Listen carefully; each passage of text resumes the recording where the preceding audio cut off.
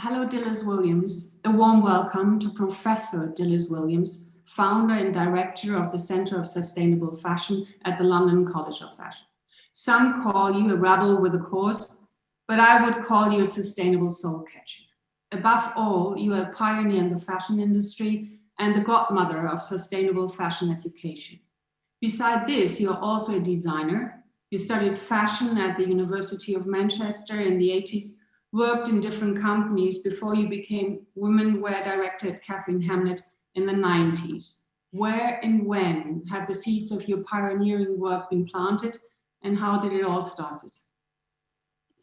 Good afternoon, Christiane. It's an absolute honor and pleasure to be in conversation with you this afternoon, and what an amazing thing to say. Yeah, sustainable soul catcher. I think that I am very fortunate that I've had a great interest and curiosity around fashion from a very young age.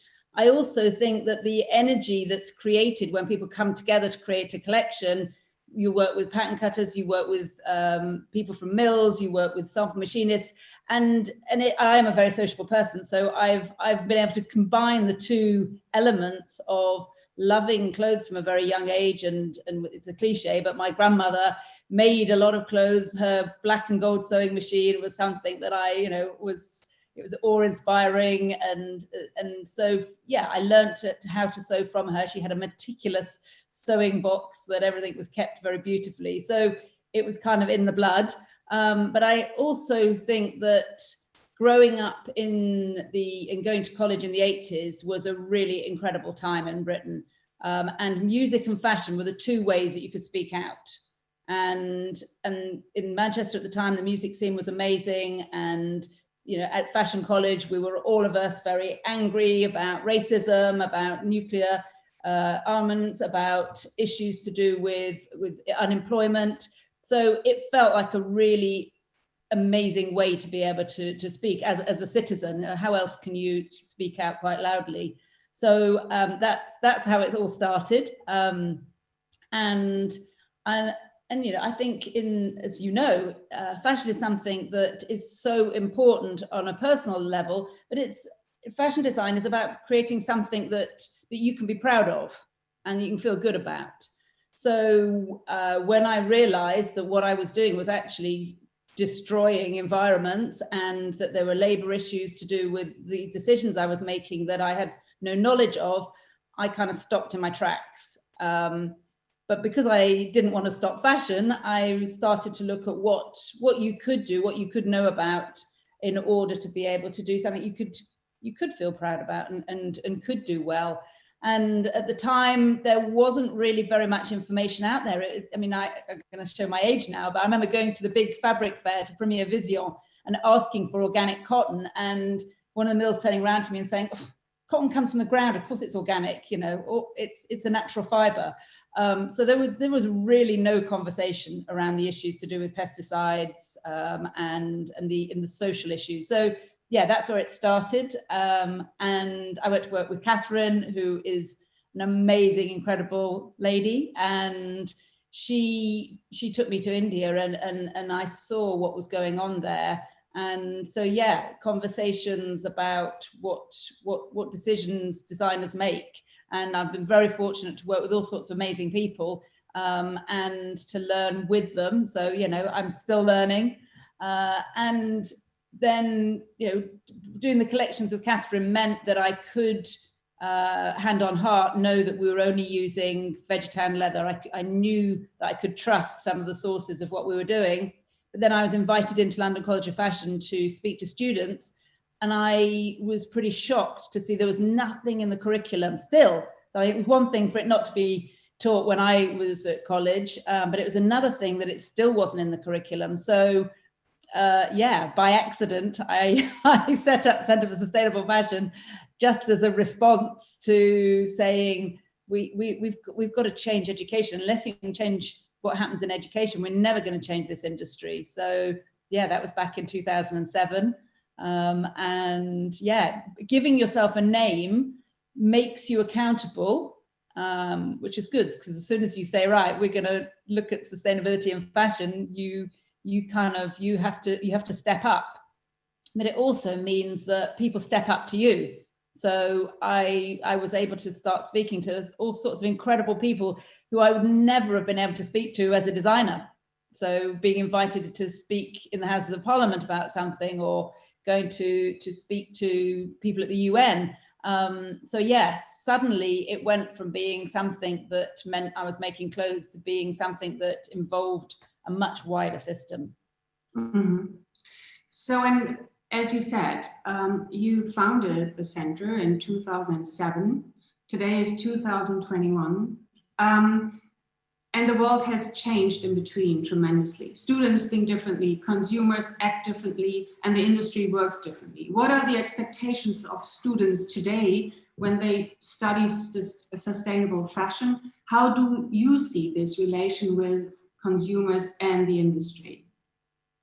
Yeah, it's a great question. And it's, yeah, suddenly it feels like a long time. And yeah, I think when I started out, there was a feeling that you could fix things by changing one thing. So a lot of students are saying, oh, what fabric should I use? And then it'll be okay. What fabric shouldn't I use? And then over time, and I felt a little bit as though we needed to work out how we could expand that conversation to be more political, you know, maybe because of my background as well. It wasn't just, the materials are important, but it's not just about the materials. It's about the whole ethic of what it means to design and the decisions you make. And now we have so many different graduates that are doing their own thing. And as I said, they're redefining what it means to be a fashion designer. And a lot of those graduates are setting up their own businesses more than ever in the past, which is really interesting because actually over 99% of businesses are small businesses. We hear about the big guys, and the big guys obviously create a lot of ripples in the water, and they have a big impact, but they're not the only guys that have influence. So I've been particularly looking over the last couple of years at the influence and the actions of small designers, and some of our graduates, somebody like Dilys Williams, who's working with women who are vulnerable and finding ways to upskill them and give them jobs, working with A Way to Mars, who are crowdsourcing design so that they can be sure that it's something that somebody actually does want to wear, or Christopher Rayburn, who's using repurposed materials in a way that is part of design. So, and a lot of these people have got hybrid careers as well. They are making product, but they're also doing other things, whether it's speaking out and being quite political, or teaching, or mentoring. There's a lot more sort of openness, I think, than there was when I was learning how to design, where we were all really secretive about everything, and it seemed to be the norm. A lot of these designers are working together, supporting each other, sharing not only sources, but also their own spaces, their own customers. So it's a whole new understanding of what it means to live together, and the fact there's space enough for everybody, and creativity doesn't just get held in one particular way of doing things. Since years, you are guiding students and the industry to do better, to think beyond the limitations of tradition. You partnered with Caring or ASOS. We know each other since you work closely with Condé Nast on an online guide to help readers to better understand the key sustainability terms. To make the fashion industry a better place, you do have to make change within existing organizations and the big players, you once said. You just launched a new guidebook, Fashion as Sustainability in Action, a research on how fashion design entrepreneurs can lead their business in the race to zero, based on the values of equity, diversity, and inclusion. It also sets out recommendations to the government and public stakeholders to amplify sustainability into action. What are those recommendations, and can this be projected on a European level? Yeah, I think in answer to the first part of your question about working across the system, it's really incredibly important. People, and I do it myself, tend to think of an organization or a company as a thing, but actually it's people.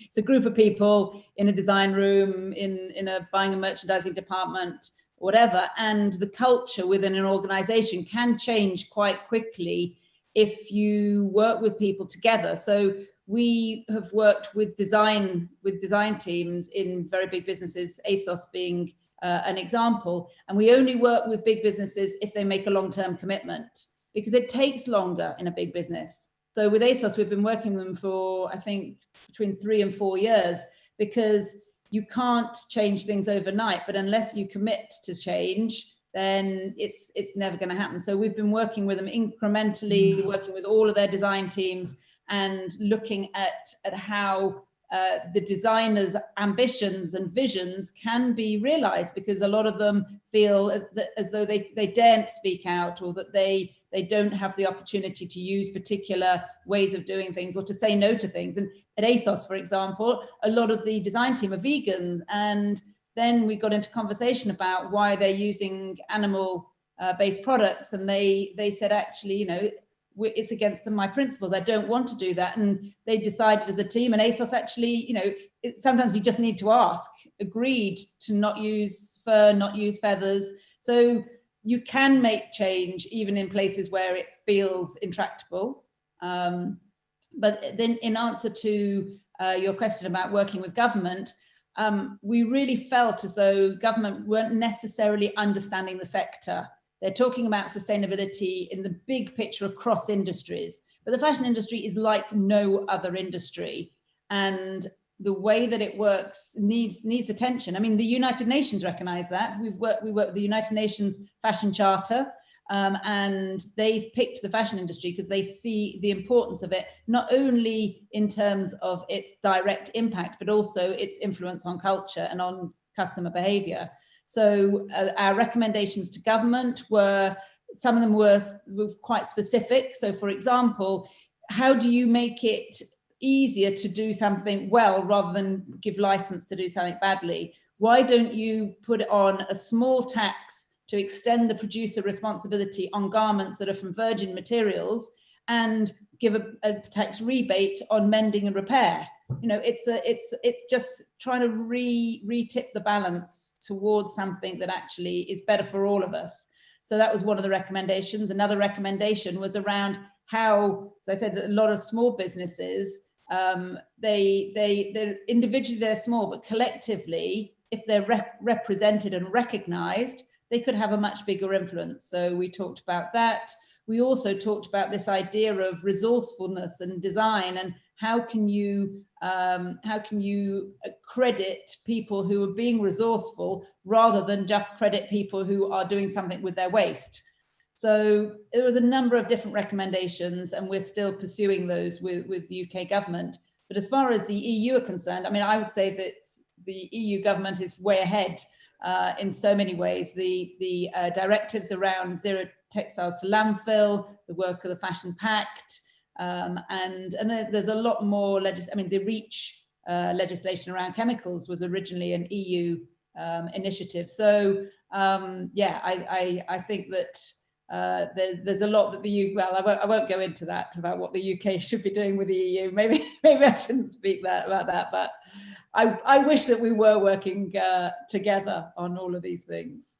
I could go on and go on and go on, Dilys. Thank you for your time. Really, really appreciate it. Hope we keep in conversation because it's so interesting. But for now, I have to say thank you and hand on to the next conversation. Thank you, William.